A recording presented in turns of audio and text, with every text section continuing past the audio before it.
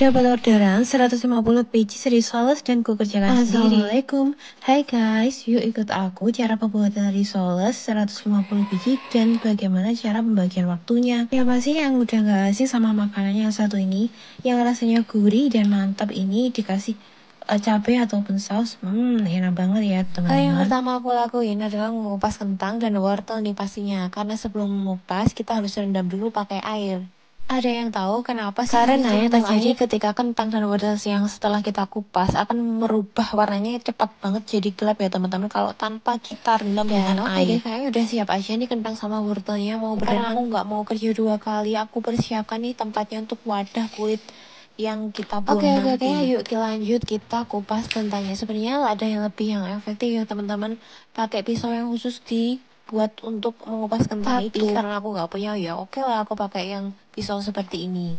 Oke deh, cembung 1, cembung 2, udahlah nanti lama-lama juga banyak sendiri kok, sabar aja. Nah, itu kan udah hampir selesai, lanjut yang kedua aku mau korekin wortelnya. Jadi wortelnya udah aku kupas ya teman-teman.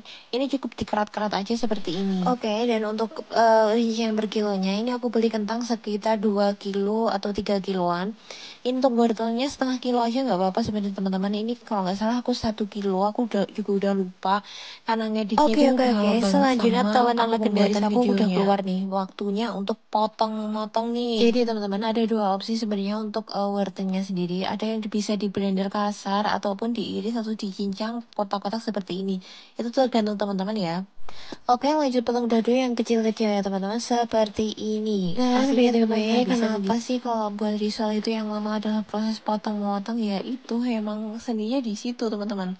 Kalau buat risol yang cepat itu namanya juga bukan buat risol, kayak cuma di blender-blender dan rasanya pun juga udah beda. Karena ini nggak bisa dipungkiri, kadang ada pedagang yang kayak malas aja gitu buat motong-motong dan biasanya itu kayak cuma dilumatin pakai blender lalu di roll coat gitu teman-teman. Jadi rasanya itu lebih kayak mirip ke tepung kayak jenang atau apa ya yang roll coat gitu. Jadi benar-benar halus banget, teksturnya udah hampir nggak ada. Tapi kalau untungnya seperti ini nanti rasanya lebih berasa dan lebih ada teksturnya. Jadi nggak monoton teman-teman.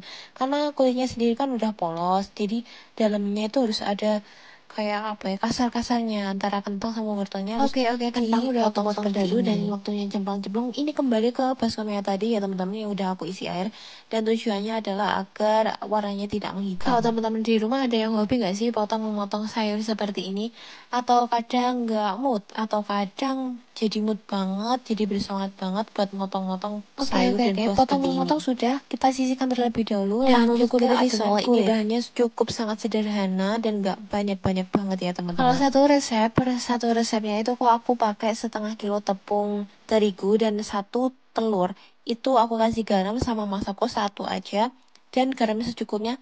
Terus aku kasih air. Udah itu aja udah. Itu ini udah enak. Ini aku pakai 3 resep kalau nggak salah. Jadi sedikit saran kenapa sih harus di mixer? Sebenarnya bisa teman-teman untuk nggak di mixer, tapi hasilnya tetap beda. Kalau yang seperti ini lebih teksturnya lebih halus dan kental. Dan untuk masukin air dan tepungnya itu bertahap. Jangan semua langsung dimasukin.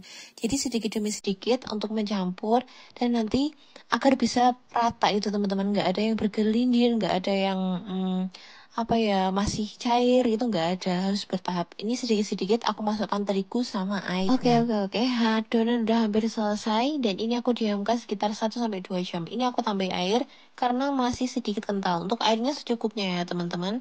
Dan apa sih tujuannya harus didiamkan 1-2 jam kak? Agar terbentuk suatu glutennya yang kita campur dari tepung terigu dan air tadi ya teman-teman. Oke, aku kasih sedikit minyak. Ini minyaknya sekitar 100 ml dari 3 resep yang aku bilang tadi ya teman-teman.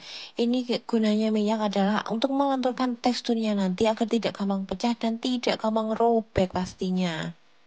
Dicampur dan diaduk rata dan lalu kita diamkan dan untuk selanjutnya aku persiapkan sembari nunggu glutennya terbentuk. Persiapkan untuk tepung panennya aku blender dulu ya teman-teman biar lebih halus dan lebih merata saat dibenturkan dengan risolnya. Sebenarnya nggak apa-apa sih kalau nggak mau di blender, ini cuma opsional aja. Ini aku beli tepung panir sekitar 1 kilo, aku masukkan ke dalam tempat klis ya teman-teman, ini bukan tong.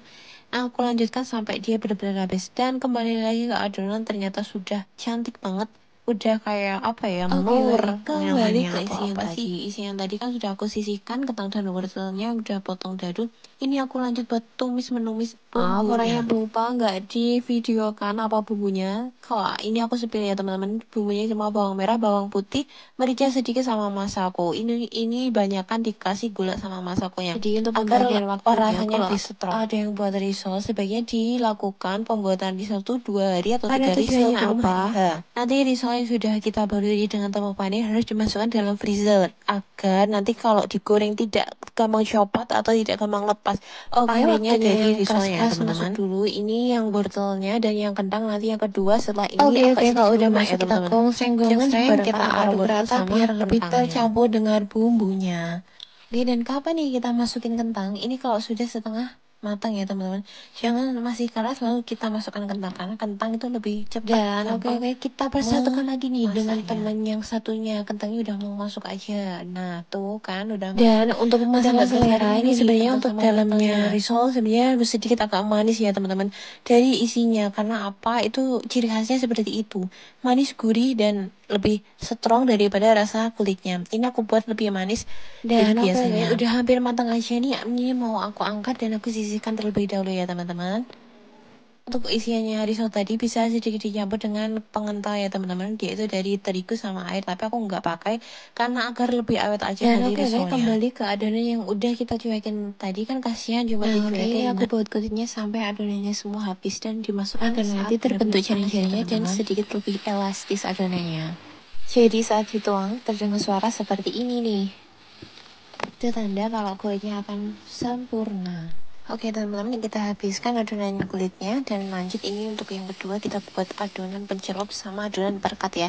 Ini yang pertama aku buat adonan perekat, ini aku buat adonan pengentalnya, ini dari terigu sama air dan aku buat lebih kental ya dari yang adonan pencelupnya. Dan yang kedua ini sama, ini aku buat adonan pencelupnya berasal dari terigu sama air tapi ini lebih encer ya teman-teman.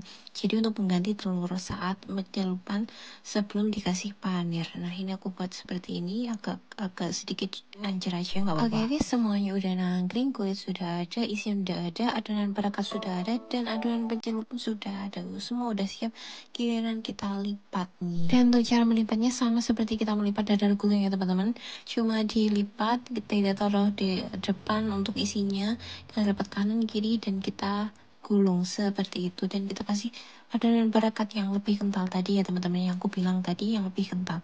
Dan yang terakhir kita celup adonan yang pencelupnya yang lebih encer, yaitu yang dikasih air lebih banyak lalu kita baluri dengan tepung panir ke dalam loyang nanti yang akan aku masukkan ke dalam freezer ya teman-teman. Nah untuk pembagian waktunya sendiri, risol itu dibuat sebelum hari H ya teman-teman, bisa dibuat 2 hari atau 3 hari sebelumnya.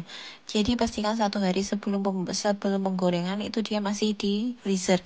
Artinya nanti sewaktu-waktu dia digoreng, pastikan 5 jam sebelum Dikeluarkan digoreng dari itu sudah freezer. dikeluarkan. Dan ini adalah cara yang tepat untuk kita untuk menyicil adonan risol ya teman-teman. Jadi biar nggak buru-buru waktu hari H. Dan hari H pun kita hanya cuma menggoreng dan mewadai dalam plastik ya teman-teman. Jadi nggak buru-buru gitu. Selain itu tepung panir sendiri kalau di freezer itu akan lebih menempel dan lebih kokoh nanti hasilnya. Nah ini seperti ini penampakan sebelum aku masukkan ke freezer ya teman-teman. Baru bisa digoreng seperti ini. Goreng dengan api yang nggak terlalu besar ya teman-teman. Setelah itu kita packing dengan plastik OPP seperti ini, kita kasih saus atau cabai. Gak kerasa ya teman-teman, udah beberapa menit aku menemani teman-teman. Dan di akhir video ini aku mengucapkan terima kasih dan see you next video. Bye. Assalamualaikum.